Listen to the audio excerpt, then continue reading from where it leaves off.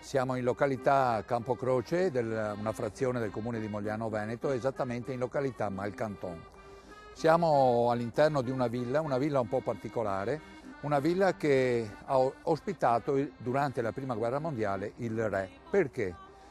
Mogliano Veneto era presidio comando della Terza Armata. Tutte le ville adiacenti del comune erano tutti i vari comandi.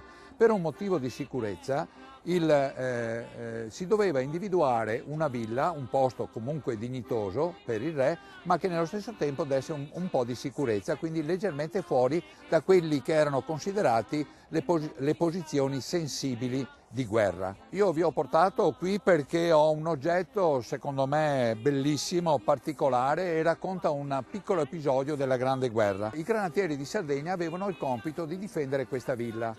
Ci fu un attacco, un soldato pensò bene, prima di essere un po' mandati via da questa villa, di portarsi via la bandiera perché era fondamentale.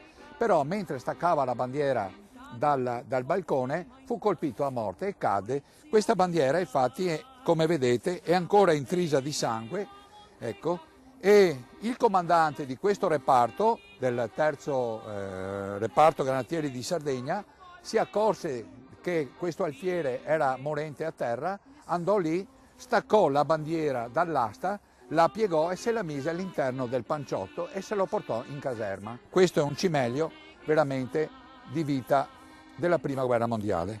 Cosa ci deve insegnare questo oggetto? L'amore per il tricolore, l'amore per la propria patria, il senso del dovere è il simbolo di noi italiani.